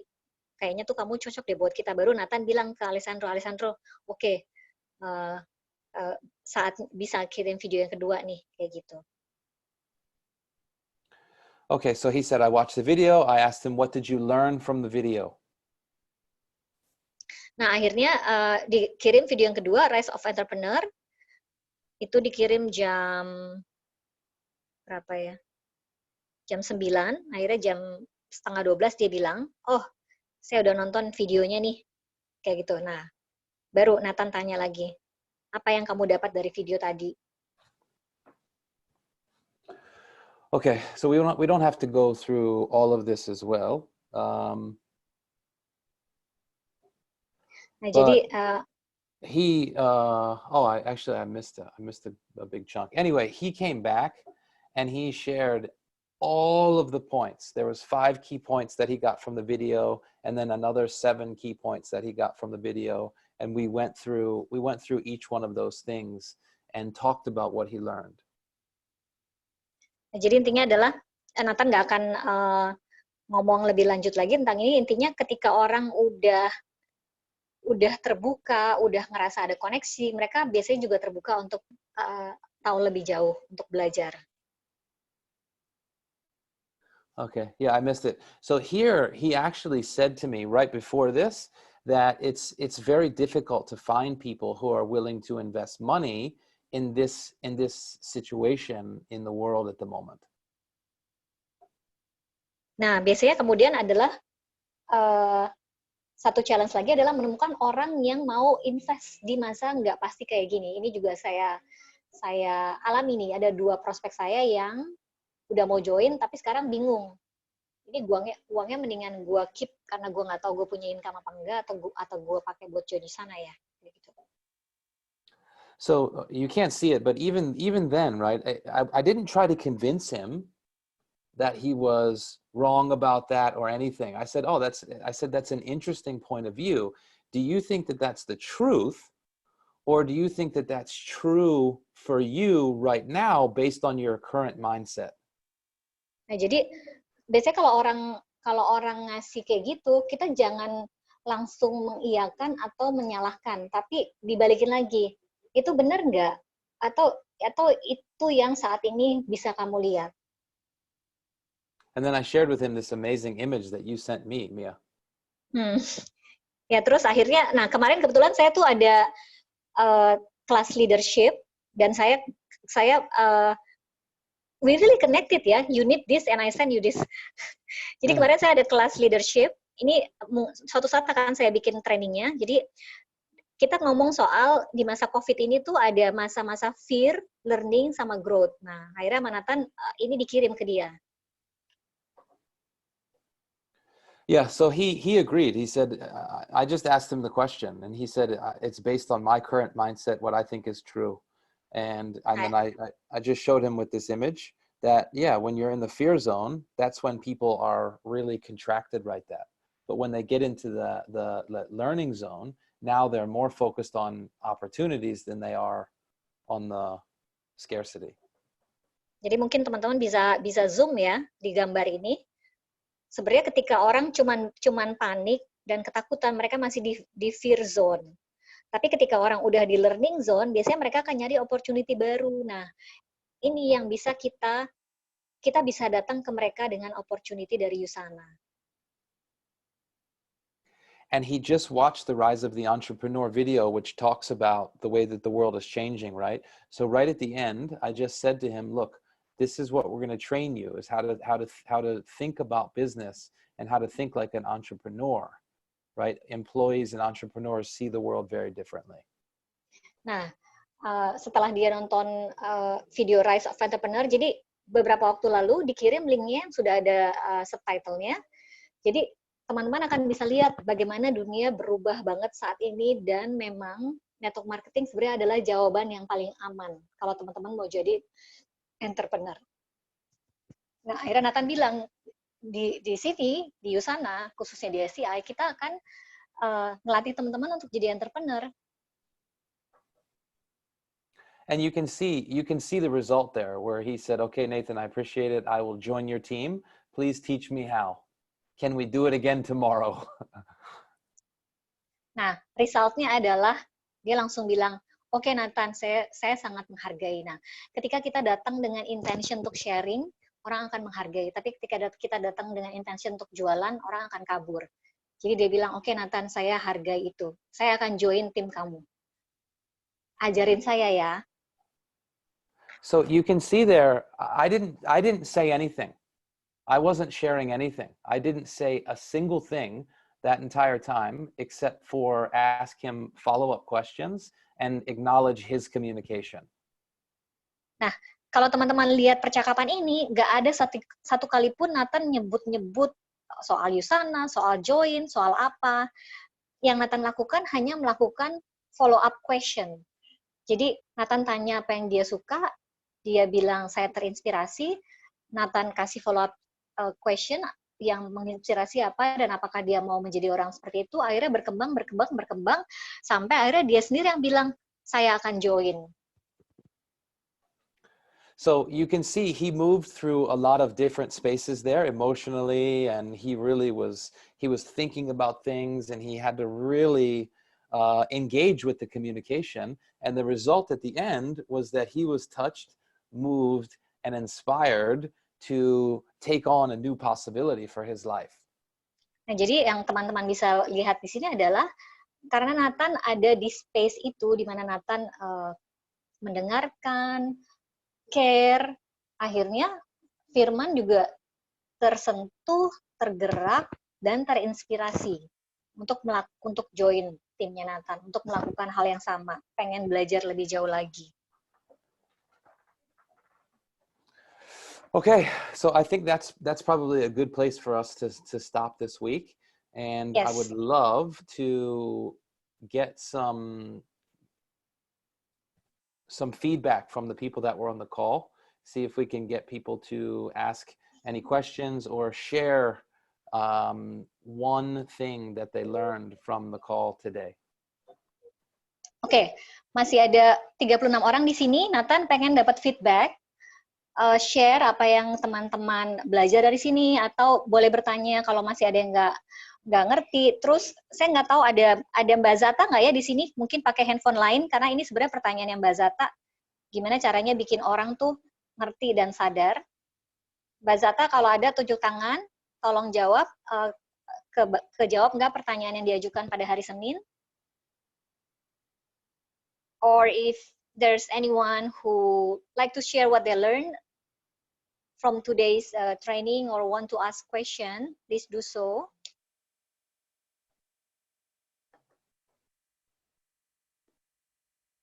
Ini diem ngerti atau diem ambiar?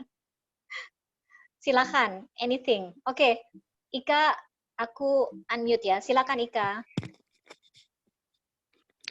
Hello everyone. Hello Mbak Mia. Hello Nathan. Halo. Hi. Sorry if there are a lot of noise here. It's alright. It's okay. Well, that's a really great call today. I get so much knowledge from you guys about how to actually try to get close or start a conversation with someone, especially someone new. And then it's really interesting how you explain it slowly and step by step, so everyone can really understand what should we do. But somehow I still have this kind of um, thing in my mind, and when talking about how to start talking with someone, even though we already knew the theory, right? And everything is here, the theory is here, what should we do step by step is you already explain it through this call. But when it comes to actually we would like to jump in to really start a conversation with someone, there is a moment, especially for me, when I feel like, can I do this? Can he or she really be sure or trusted me and anything like that? So sometimes, even though we already get the knowledge, but because of that fear, it make a step back to us itself. So it's like you get your own weapon to kill yourself because of your fear. And then what I'm trying to ask is how to deal with rejection from people, especially when we start to talk with them. And I know maybe some people will like not showing interest, and maybe they politely say that I don't interest when we ask do they interest in having a conversation with us or anything like that. But what if there are people like rejecting you so harsh and that make you get so speechless, or you feel on your stone cold? I don't know how to deal with that. And can you tell me how to deal with that? Nah, maybe before you answer, I will translate a bit, Okay. Nathan, Okay. if that's okay. Sure. So, jadi pertanyaan Dika dari kemarin adalah ke saya adalah, Mbak, gimana ya cara mulai buka percakapan untuk Yusana? Karena kan saya nggak tahu mulai dari mana. Terus juga tadi juga ditanyain gimana cara ngerespon kalau orang kayak nggak memperlihatkan rasa tertarik atau gimana. Gitu. Jadi intinya adalah saya punya jawabannya sendiri, tapi kita dengar jawabannya Nathan gimana. Nathan, you answer and then I will translate. Okay, so there's a couple of different questions in there. The first one is, even though you know the theory, how Hello. do you? Yeah. So your first question was, even though today we sort of went through the step-by-step process, and even though you know the theory, how do you get over the fear of starting the conversation? Mm-hmm. Something like that? Yes. Yeah. Okay. So we'll take that one first. So I think, so especially when you're brand new, okay? The most important thing to do is make sure that you're working with either your sponsor or a mentor when you're doing all of your communicating. Okay, and the beauty of WhatsApp now is when you're talking to somebody and they ask you a question or they respond to an answer or anything like that, right? You can take a screenshot of their response and you can send it to, me or whoever you're working with, right? And they can help you with how to respond. Nah, jadi satu jawaban dari Nathan saat kita udah mentok nggak tahu gimana ngerespon, yang bisa dilakukan adalah screenshot, terus tanya ke upline-nya, tanya ke mentornya, ini ada kasus kayak gini, saya harus jawab kayak gimana ya. Okay, So, you get can that? I say You get that? something? Sure. So the other day there, we done a training on ABC, which is how to edify third party. Mhm. When you, if I'm going to post it today so you can watch it. It's in English and Bahasa, or Scottish and Bahasa. So in there, it teaches you, if you use ABC, you don't get fear. The fear goes away because you're putting the focus on other people. When you're new in the business and you're like a baby and you don't have enough knowledge, or you don't have enough income, or you're not successful yet, sometimes we feel fake if we're direct. So do you want to translate that? Yeah.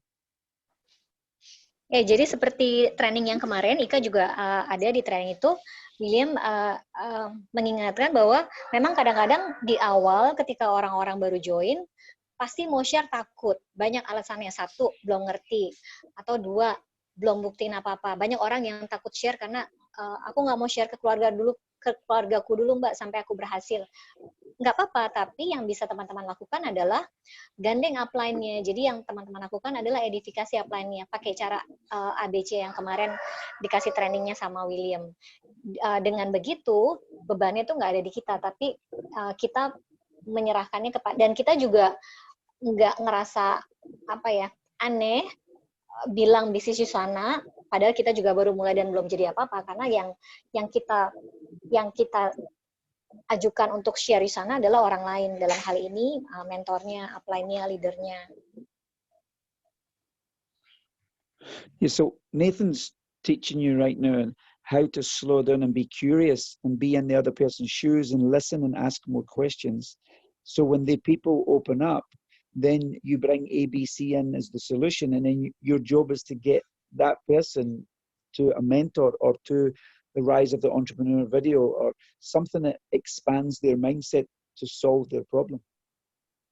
Jadi yang Nathan lakukan hari ini adalah gimana cara berkomunikasi sampai orang terkoneksi, pada saatnya kemudian dipakai untuk langkah lanjutnya adalah mengenalkan ke mentornya yang kemudian bisa menjelaskan lebih jauh lagi.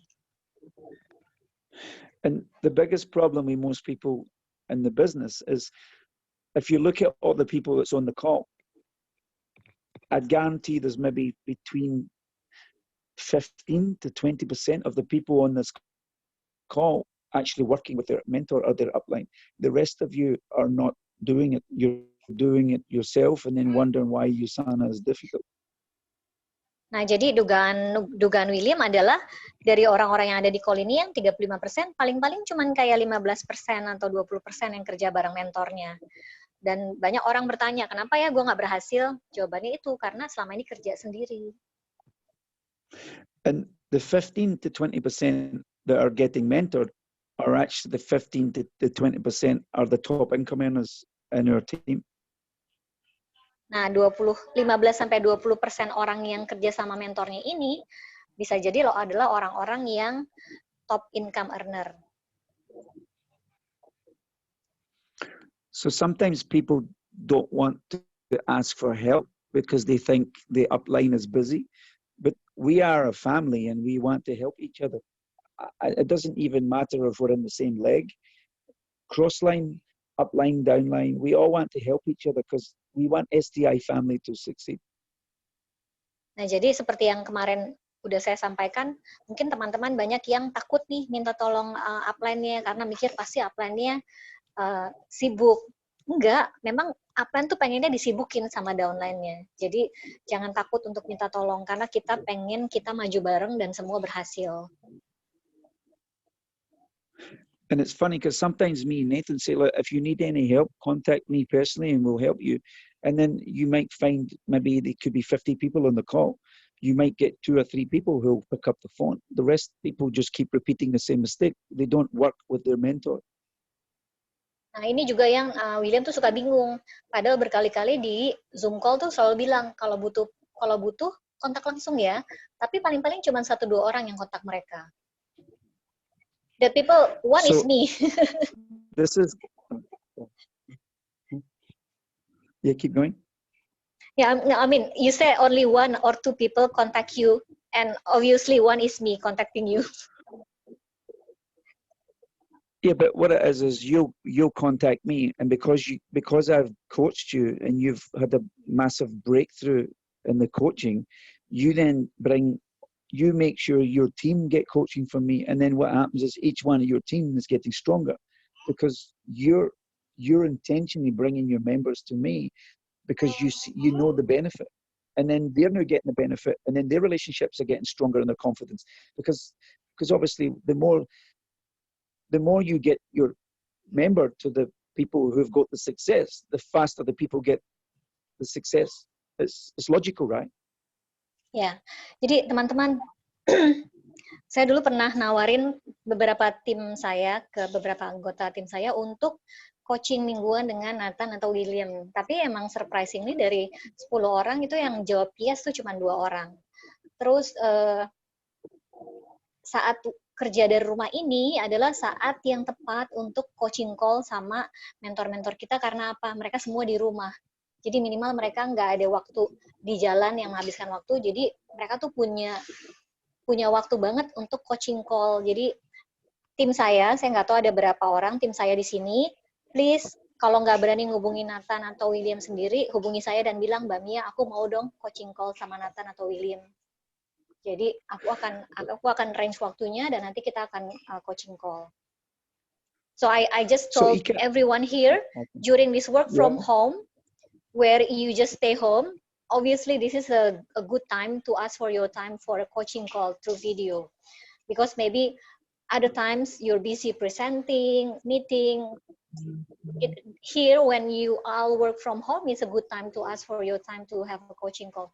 So I just invite everyone to arrange time with you to have a coaching call. Yeah, and then we can talk and we can help, and then we can do mindset. It's personal. If you have a feeling or your fear, we can talk.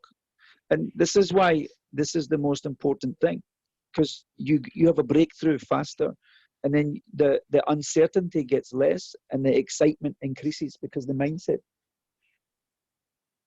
Nah, jadi undangannya adalah ayo kita breakthrough di masa yang kelihatannya sulit ini justru untuk rise dari sini. So Ika, I just want to acknowledge you. It takes courage to talk. See, a lot of people in the call right now, they want to talk, but they don't take the action because their little voices, what Nathan was talking to earlier, that they're talking to themselves, or their ego, or they're worrying about being judged, and they're judging that they're going to get judged, so they don't talk. So then they stay stuck, and then they wonder, how come my bank account's not changing, or how come my business is not growing, or how come I'm not excelling in the business? Because they don't communicate, because they're too busy judging. Everybody needs to stop judging that they're being judged and get more secure and relaxed and just take the action. This is a safe space. Nobody's going to judge anybody, and we care about each other. So take away the judging and be more self-expressed. Nah, jadi Ika, William mau acknowledge kamu karena kamu udah berani speak up, karena William yakin banyak di sini yang sebenarnya pengen nanya tapi kemudian takut dijudge, takut kelihatan bodoh atau takut kelihatan jelek. William pengen di sini kita benar-benar percaya bahwa STI adalah space yang aman buat teman-teman untuk bertanya apapun tanpa takut merasa dijudge. Yes, so if anybody wants to have a coaching with me and Regina, what you do is you just send a message. We'll book in a time. We'll come online. We'll have a chat. And I guarantee after that chat, you look at things different. But if you don't take the action, then obviously you'll repeat the same situation and the business will go slower for you.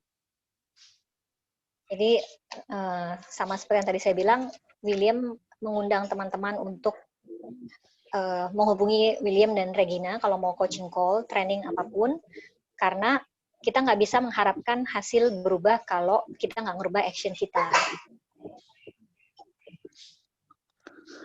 So all me and Regina do, and Nathan, and all we do is we run a diary, and if you call and say, oh, can I have a meeting? We just book in a time. The diary runs our life, not our feelings. I don't go, oh, this person wants my time. I'm busy. None of that is going on for me. All I care about is my yes family, and if I can help you grow and grow your confidence and help you with your mindset and help you communicate with people to help you build business, then that's what I'm here for. Nothing is here for. That's what Regina's here. That's what we're all here for. We have no other reason to be here. Jadi William tuh tadi jelasin bahwa cara William, Regina, Nathan kerja itu nggak milih-milih orang. Jadi kalau ada yang bilang saya mau coaching, mereka tuh nggak bilang ini kayaknya nggak penting, itu nggak penting, enggak. Tapi mereka akan say yes or no tergantung kesediaan waktu di diary-nya. Gitu. Jadi jangan pikir kalau saya pasti dapat waktu William sama Regina. Kalau yang baru enggak. Jadi mereka tuh benar-benar kita punya Google Calendar di mana teman-teman kalau udah ngebook nanti kita akan masukin di Google Calendar. Jadi mereka kerja berdasarkan diary, bukan berdasarkan pilih-pilih. So I'll hand you back to Nathan and Mia, but Ika, the first step is you took action to talk. That's the first step. That's success. You feel the fear, you step, and you get good. And then what happens is just keep doing this thing. Ya, jadi William akan kembaliin waktunya ke Nathan, tapi buat Ika dan buat siapapun yang takut nggak tahu caranya ngomong, hubungi mentornya. And remember, the biggest weakness for everybody is people can be insecure, and they judge people that they're judging them. They project their judgment. The key is if you just trust and stop judging, every area and every relationship in your life will go through the roof when we just stop negative judgments. Nah, jadi kuncinya lagi-lagi adalah kadang-kadang kita ngejudge orang justru karena kita ngerasa insecure. Nah, jadi diingat aja bahwa ini adalah tempat yang aman buat teman-teman, gak ada judgment, anything is possible.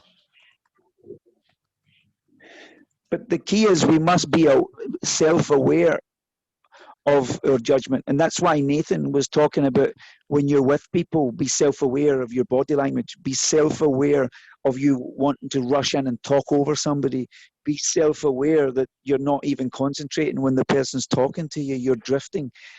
Self-awareness is the key to every area of your life, your happiness, your income, your relationships, your effectiveness, your confidence. Jadi kuncinya adalah self-aware, seperti yang tadi udah diberikan sama Nathan. Dimana kita kalau lagi berkomunikasi, benar-benar perhatiin jawaban lawan kita dan konfirmasi lagi, atau kalau saat kita lagi sama-sama, kita lihat ekspresinya, kita lihat body language-nya, kita benar-benar present, kita nggak cuma mikir, habis ini saya mau ngomong apa lagi ya, tapi beneran dengerin jawaban-jawaban dari orang yang kita ngomong itu. Awesome. Thanks so much, Nathan. Mia, that was an amazing training. I know you've still question and answers, but that was awesome topic. And I think everybody's getting a lot of value from this today. So thanks so much. You guys are doing an amazing job. My pleasure. Thanks a lot, William and Nathan. And Mia too. Thanks, everyone. Thank you for asking the question. Nathan, back to you. So Ika, book a meeting with me today. Send me a message and let's get going. Tarik Kak ya. And me and Regina will talk to you at the same time. Okay. Amazing. Awesome. So just so you know, Ika, the young man that was in the messages that you saw today, that was not my prospect. That was actually Alessandro's person who he then introduced to me. Yes, Nah, jadi kan Ika ini lagi bingung kan gimana cara mulai percakapan sama orang. Nah, tadi Nathan bilang bahwa percakapan yang tadi sama Nathan dikasih contoh tuh sebenarnya bukan prospeknya dia, itu prospeknya Alessandro. Bahkan Alessandro yang udah setahun di Usana itu masih pakai Nathan untuk bantu prospek dia. Jadi teman-teman yang baru juga jangan takut untuk minta bantuan leadernya atau mentornya. well, I get to know Usana from Alessandro as well. Oh at yeah, first. that's right. Exactly. That is why. Yeah, you also experience, right? At some Yeah. point, Alessandro introduced you to Nathan and also me, and then we had a video call. I think sometime last week. Yeah, so that's a great example, right? So Alessandro actually introduced you to Mia and I, and now Mia and I have been with you every step of the way from the time that you got introduced to when you joined. So that's the power of what William was saying with the edification.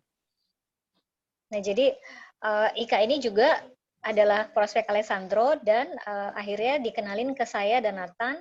Dan sebenarnya proses yang dijalani Ika ini adalah contoh dari apa yang dikatakan William soal edifikasi. Jadi Alessandro mengedifikasi saya dan Nathan ke Ika. So actually the answer to all of the questions that you had before is really the same. And that is that it's okay to feel fear, and it's okay to be worried about rejection and all of those things. If you work with your mentor and you just share how you're feeling and what you're dealing with, and you're using the edification like William was saying, it takes care of all of those problems. Nah, jadi sebenarnya contoh-contoh tadi menjawab pertanyaan Ika soal gimana mulai, karena pasti setiap orang saat baru mulai ada ketakutan, ada kekhawatiran. Nah, saat itu muncul, gunakanlah mentor-mentornya.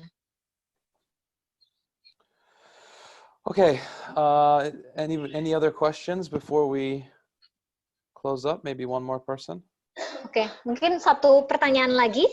Kalau sebelum ditutup, okay, I wanna share. So Noel said that he meresapi apa ya bahasa Inggrisnya? He's digesting the training, and he said it's very useful for me to connect personally, 2, how to listen, 3, maybe we cannot use this way to prospect everyone, but it is obviously one of the best way that is proven. So thank you for sharing.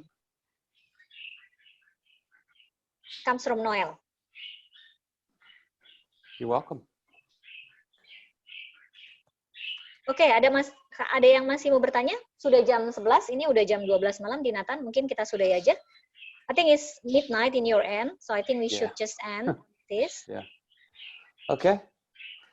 Well, we'll do part 2 next week in terms of how to work with your teammates. Okay.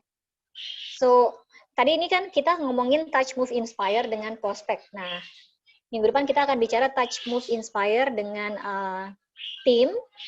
Saya mau ingatkan besok training produk. Nah, kita kan kemarin udah ngomong-ngomong serius-serius soal COVID system, corona, imun. Besok kita ngomongin sesuatu yang fun dan menyenangkan bersama Mbak Eva. Kita akan ngebahas Sel Aviv. Nah, saya nggak tahu kenapa, tapi order saya 2 minggu terakhir ini justru datang dari Sel Aviv nih. Jadi mungkin waktu yang tepat untuk mumpung di rumah ngerawat wajah.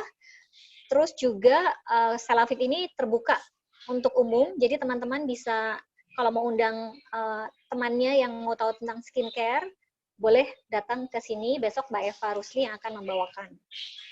Gitu. Sampai jumpa teman-teman. Jangan lupa booking William, Nathan, Regina untuk coaching call, supaya teman-teman nggak ngerasa sendirian di masa yang sulit ini. Bye! Bye, thank you. Bye, guys. Thank you. Bye, guys. Have a great day. Great day.